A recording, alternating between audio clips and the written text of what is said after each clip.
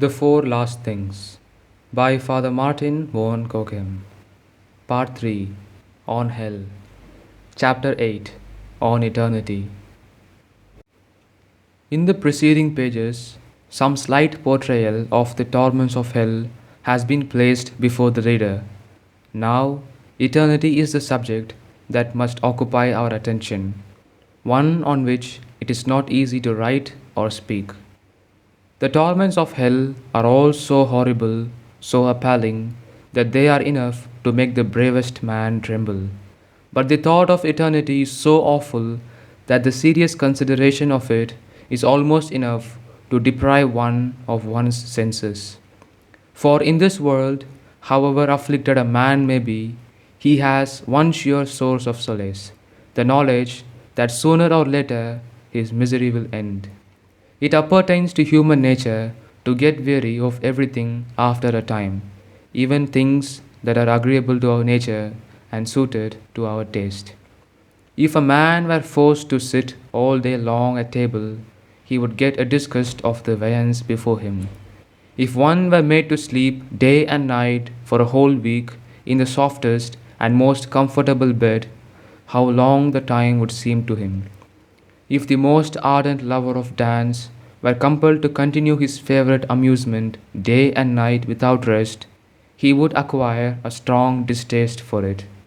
And if this is the case with things that are congenial to our nature and inclinations, what would it be in regard to those which are unpleasant and repugnant to us?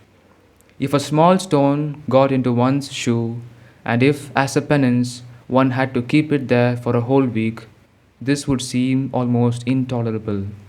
And if a slight pain or inconvenience becomes terribly irksome after a time, how can a serious illness or real discomfort be borne continually without murmuring and impatience? If it were possible that a wretched sinner could be condemned to lie in a furnace, bound hand and foot for a whole year, would not that suffering deprive him of reason? No one could be so hard-hearted as not to feel the deepest compassion for anyone thus tormented. Now look down into the abyss of hell, and there thou wilt see thousands and thousands of these unhappy creatures in the lake of fire and torment. Many of them have already spent 20, 100, 1,000, even 5,000 years in this dreadful state of suffering. But what is before them? Not 5,000 years more, not 100,000, not 1,000,000 of this terrible agony. They must endure it forever and ever. An eternity is before them, without comfort or solace, without grace or mercy, without merit or recompense, without the faintest hope of deliverance. This is what renders the torment of the damned so immeasurable. This is what drives them to fury and despair. What dost thou imagine that eternity really is, or what its duration will be? Eternity is something that has no beginning and no end. It is time which is always present and never passes away. Thus, the torments of the damned will never end, never pass away. When 1,000 years have gone by, another 1,000 will commence, and so on forever. None of the damned can reckon how long they have been in hell, because there is no succession of day and night, no division of time, but continual and eternal night from the first moment of their eternal entrance into hell and evermore. And if thou wouldst conceive some faint idea of eternity, suppose the whole terrestrial globe be composed of millet seeds, and suppose that every year a bird came and picked out one of those tiny seeds, what an infinite number of years must elapse before the whole earth was eaten up in this way. Nay, how many 1,000 years must pass before one little hillock was consumed?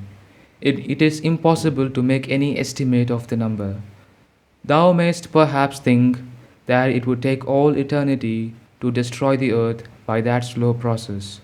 But believe me, it might be destroyed many times over before eternity could end. For the earth must at last come to an end, even if only once in a century one single grain was taken from the whole. But eternity cannot end, for nothing can be taken from it. How terrible is this thought! It is indeed appalling when one attempts to realize it. The damned would be joyful, they would give God thanks, if they could hope, after millions and millions of years of torment, to be at last released from their misery. But there is no hope at all of their final release from the pains of hell. No one who thinks seriously of this can fail to be awestruck and horrified. O God, how terrible thou art! How great is thy severity! How canst thou, the Father of mercies, see these unhappy creatures condemned to such punishments forever and ever? How canst thou hear unmoved their despairing cries? All this teaches how grievous every mortal sin must be, since thou, the all merciful God, can sentence the sinner to eternal damnation for one mortal sin. O Christian, I beseech thee, in the name of all that is holy, do not sin so lightly. Do not think so little of mortal sin. See how dreadful is the chastisement inflicted upon the unfortunate sinners. It may perhaps appear scarcely credible to thee that God, whose mercies are infinite, could possibly inflict upon one of his frail creatures a never ending punishment for one single mortal sin. Yet so it is. And it is even true that a man who has led a pious life will, if before his death he should have the unspeakable misfortune to commit a mortal sin and die impenitent, be consigned to eternal perdition. The psalmist could not help expressing his astonishment at this. In fact, he appears to think it hardly possible. Listen to his words. I thought upon the days of old, and I had in my mind the eternal years, and I meditated in the night with my own heart, and I was exercised, and I swept my spirit. Will God then cast off forever? Or will he never be more favorable again? Or will he cut off his mercy forever from generation to generation? Or will God forget to show mercy? Or will he in his anger shut up his mercies? In another psalm he answers these questions. Man shall not give to God his ransom, nor the price of the redemption of his soul. He shall labor forever, and still live unto the end. That is to say, he shall be tormented forever, and yet live on. The reason wherefore the all-merciful God punishes mortal sin with an eternal punishment and never more pardons it is because the sinner, when he is damned, will not awaken contrition and sorrow within his heart, or ask forgiveness of God. For if anyone dies in mortal sin, he is so hardened in it that he will not desist from it to all eternity. And because God has consigned him to perdition, he conceives so intense a hatred against him that he would injure him in every way that he could.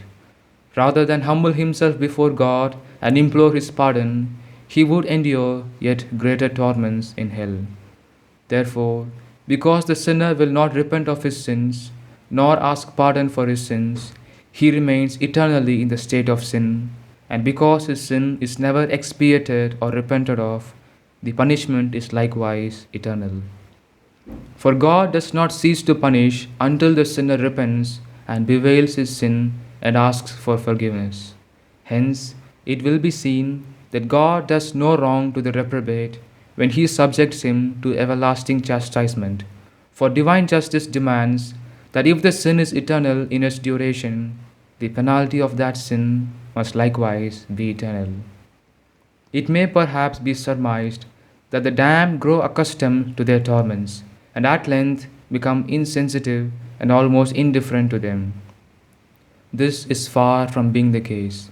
The damned feel their torture to its full extent and always in the same degree.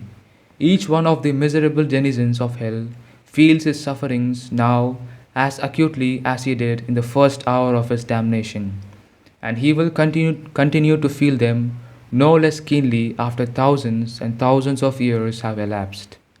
Now, because the damned know perfectly well that they will never be released from hell, but must remain there forever, because they know that the dreadful tortures they endure will never end, because they know that no created being will ever compassionate them, but all will acknowledge the justice of their doom.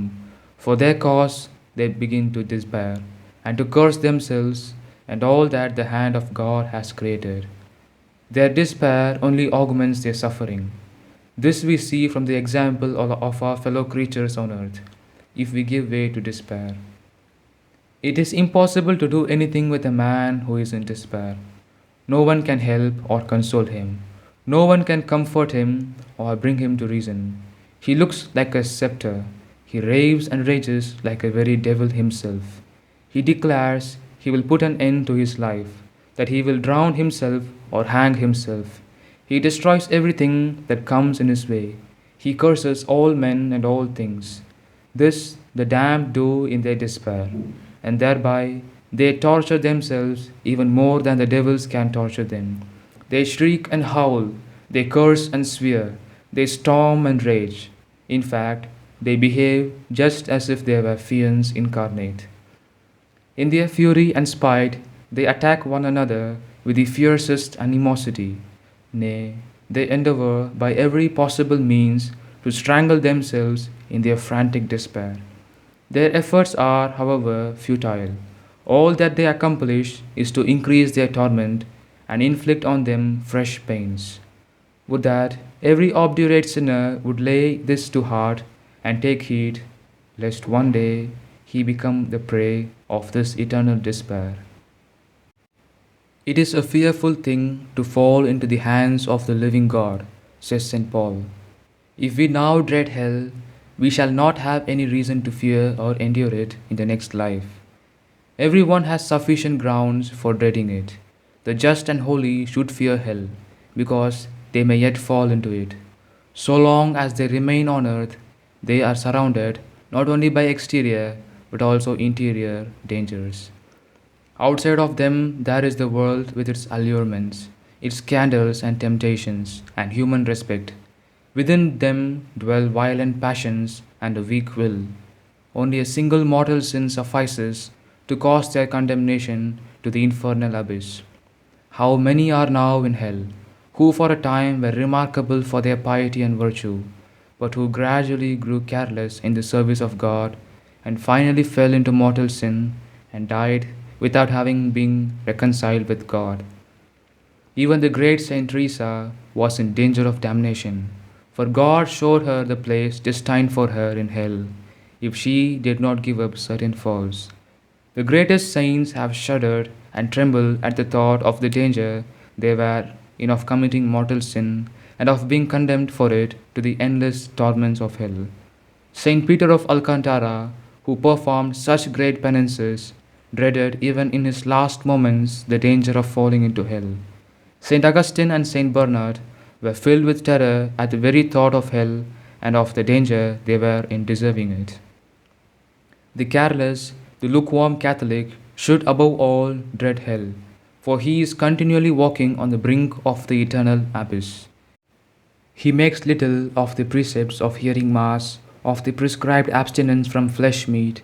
He scruples not neglecting the religious training of his children. He associates with persons and frequents places that are to him an occasion of sin. He yields to impure thoughts, commits sins of impurity without remorse, gives way to his vindicative feelings against his neighbor, appropriates to himself the goods of his neighbor, indulges to excess in eating and drinking, neglects prayer and the sacraments. Now is the time for him to be aroused from his life of sin. Now is the time for him to give up sin and change his life. For if he defers doing so, it may soon be too late. This may indeed be the last warning that God gives him. Oh, if the damned could come back to life, to what penances and austerities would they not eagerly and cheerfully submit? The prophet Isaiah asks, "Which of you can dwell with devouring fire? Canst thou stand the fearful torments of hell for all eternity, thou who art so fond of comfort and so sensitive to the least pain?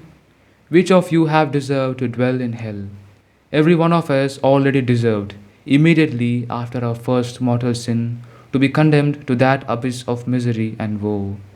It is owing to the divine mercy that we have not been so condemned. Unless the Lord had been my helper, my soul had almost dwelt in hell. We are certain of having deserved hell, but we are not so certain of having been forgiven. Man knoweth not whether he be worthy of love or hatred. What a dreadful uncertainty! How much would it cost us to tremble? Isaiah asks again, which of you shall dwell with everlasting burnings? The answer is, all those sinners who do not give up sin, who do not bewail and confess their sins and amend their life. They shall dwell with everlasting burnings. Let us, dear reader, make every effort, strain every nerve, undergo every suffering, make every sacrifice in this life, that we may escape the horrible fate of those who fall victims through their own fault to the divine justice. No pain is too great, no sacrifice is too dear, when there is a question of avoiding eternal torments. Let us then say with St. Augustine, Lord, burn us here, cut and bruise us in this life, provided thou spare us in eternity. Amen.